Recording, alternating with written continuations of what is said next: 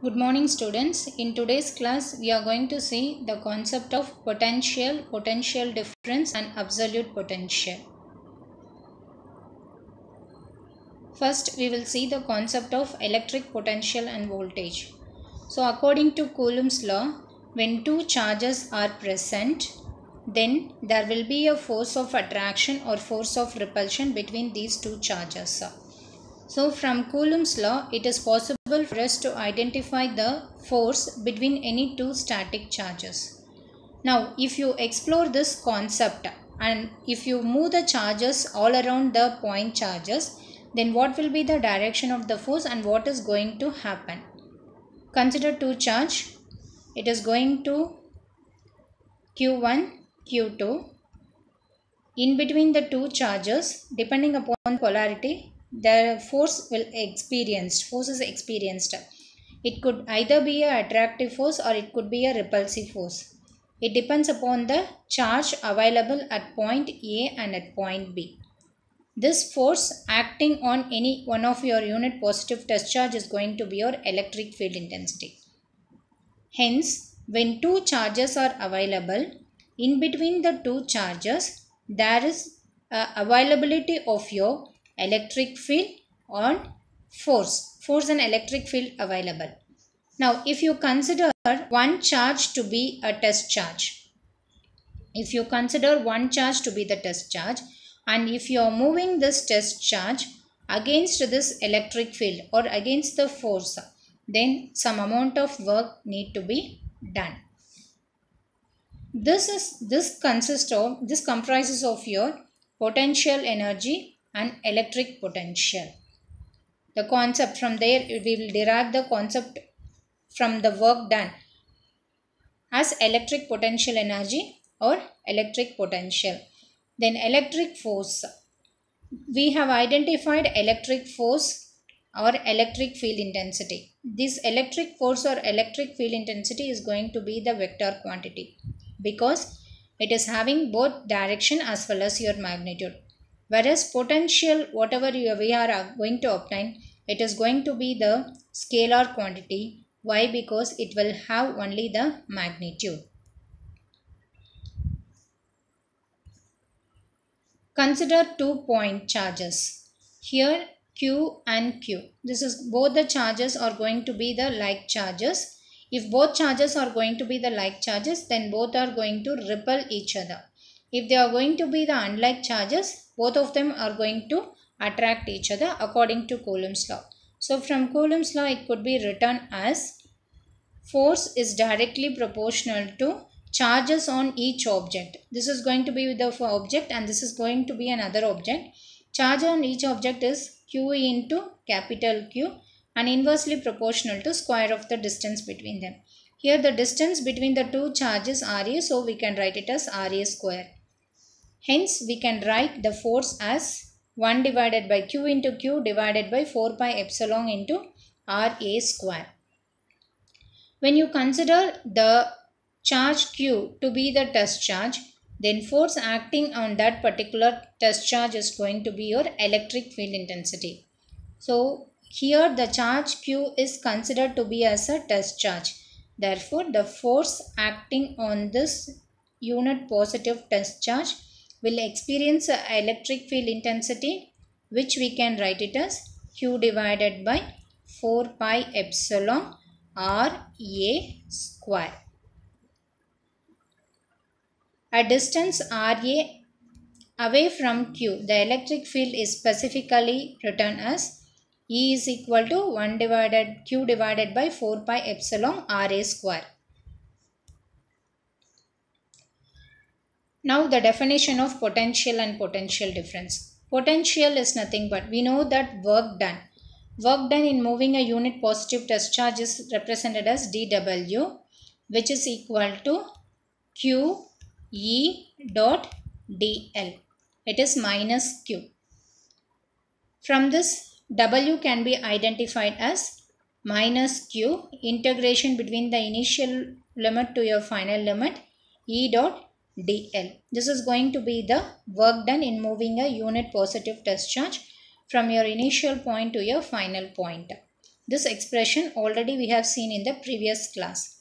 From this, the potential difference V is defined as work done by an external source in moving a unit positive charge from one point to another in the presence of electric field. When you are moving a test charge from one point to another point, and when you are for moving that, if you are giving any external source, that is called as your potential. Potential V is defined as V is equal to initial value to final value dE dot dL.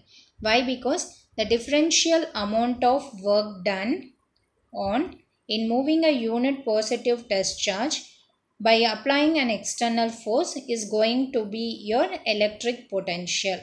From this we can write V is equal to integration between the limit initial value to final value E dot dl. This is going to be your Maxwell's second equation in electrostatics. Your Maxwell's first equation is divergence dot D is equal to rho V. And your Maxwell's second equation is going to be V is equal to integration over the closed line E dot dl.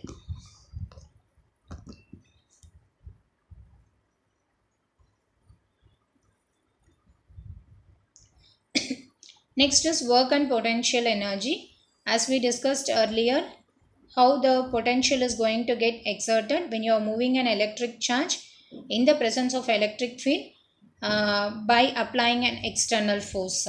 So here force is equal to mass into acceleration, or you can write it as W is equal to F into D.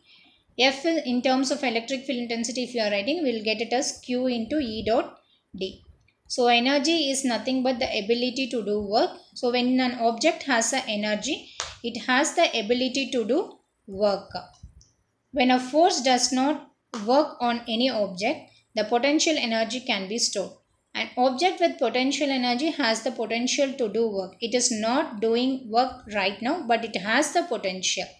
So an object has potential energy by virtue of its position. According to the position, it will be having. Work and potential energy are closely related. Additional potential energy can also be stored in an object, and it is equal to the work done in bringing the object from one point to another point. This is the difference between the work and the potential energy. Suppose if you wanted to move the charge Q from point A to point B, what is the amount of work done? The amount of work done can be written as W is equal to minus Q E dot dl. The distance is from A to B. So integration is from limit A to B. The distance between A to B can be written as RA minus RB. The distance between from point A to point B, it has to move. Therefore, the distance from here to here, it is nothing but from the total distance, if you subtract the distance of RB, then we will get the distance between A to B, which is nothing but RA minus RB.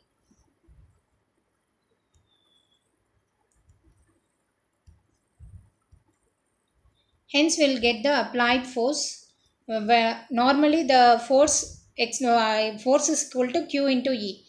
In order to move the charge in the opposite direction, we have to apply an equal and opposite amount of force.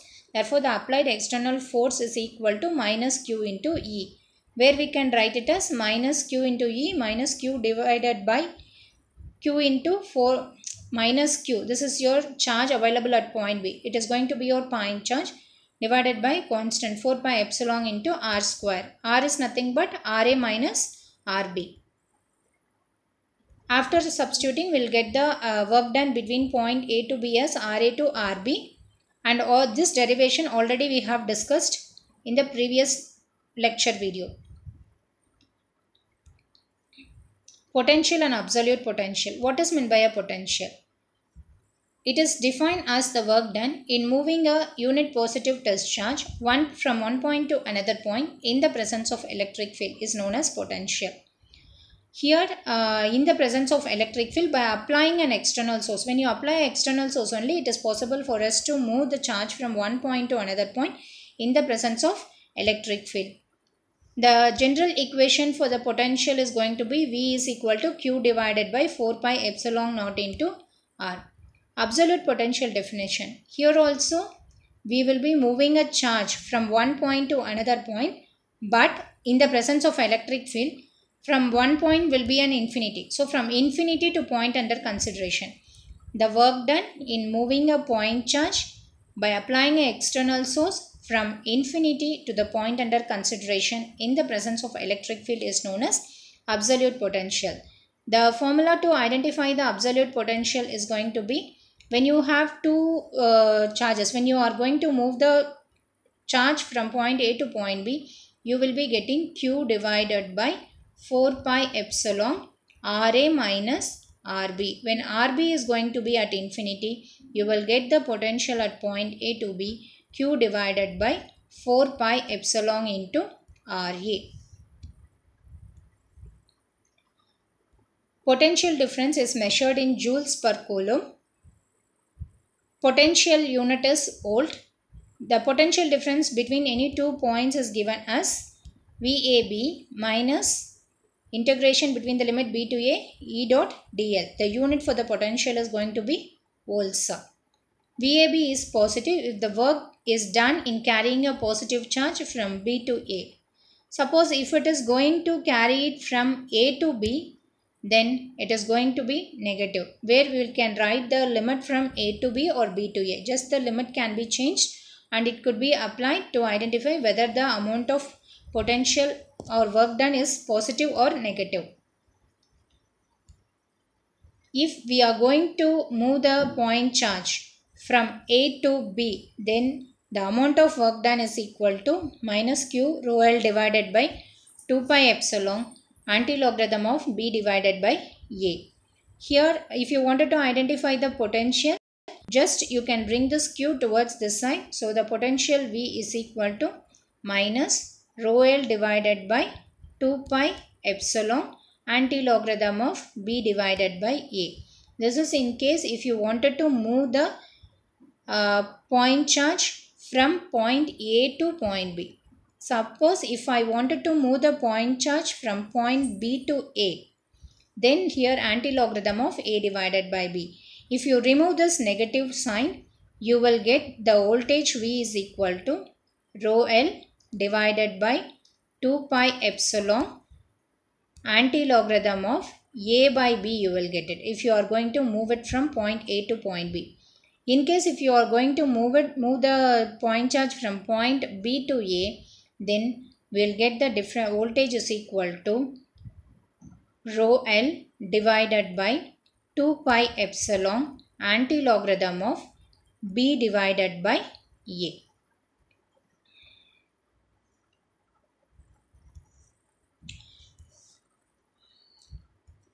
The same thing here I have explained. From B to A means it will become B by A if you remove this negative sign. A to B means here A by B by removing the negative sign.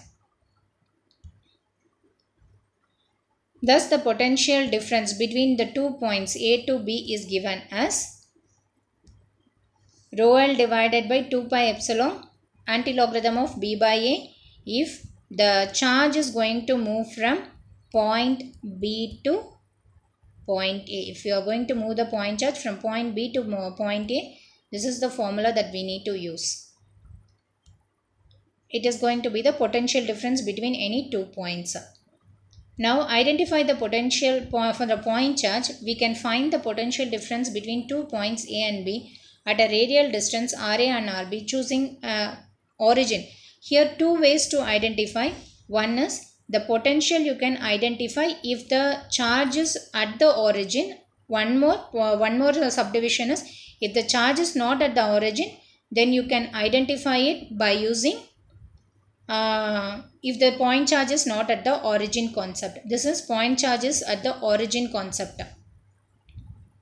So we'll get here the electric field intensity potential VAB is equal to minus integration between the limit B to A E dot dl.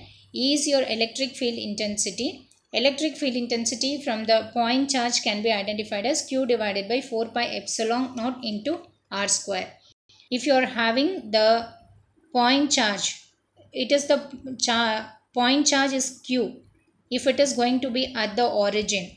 Okay. and this is the point where we need to identify the value of your potential. Point A, point B. Now from point A the charge needs to be moved. What is the potential obtained is going to be VAB, and the distance is RAB. Effect distance minus cause distance, you can identify it. Once it is identified, you will get the answer for the potential between the 2 points is going to be Q divided by 4 pi epsilon 1 divided by RA minus 1 by RB, if we are going to move the point charge from point A to point B, the potential difference between point A to B. If your RB is greater than RA, we should identify whether the work done, voltage, everything, it is going to be positive or negative. If this particular term is going to be larger than 1 divided by RA, then you will get VAB will be greater than 0 and WAB will be greater than 0. In case if you are having RB, in this case the work will be expended by the external source, where in reverse, the inverse of that will be RB less than RA. If your RB is less than RA, then your applied potential difference, whatever it has been obtained, it is going to be less than 0, and also the work done will be 0 between the point A to B. At that moment the work done is by the electric field.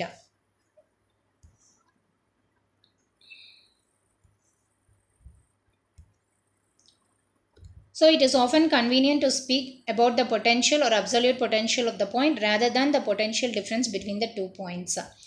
The most universe zero reference point is ground, which means the potential of the surface region is at the earth potential. And also we can widely use the reference point is to be infinity. For cylindrical coordinate system, in discussing a coaxial cable, the outer conductor is selected as a zero reference. In case of cylindrical coordinate system, here the potential whatever we wanted to apply, one reference potential needs to be taken. This is going to be your coaxial cable. If you are considering the outer surface to be at zero potential, the inner potential will be at V volt.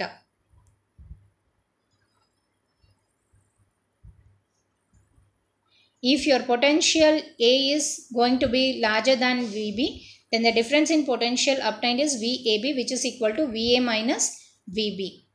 And also if suppose VB is going to be greater than, in case if your potential at point B is greater than VA, then VAB will be negative, where we can write it as VB minus VA. At that moment, this one you need to write it as VBA.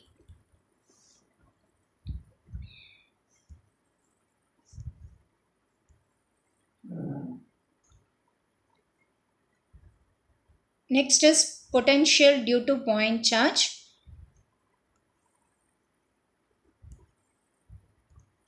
It has already been discussed over here, but here the differential elemental length what we have shown over here is with respect to the spherical coordinate system.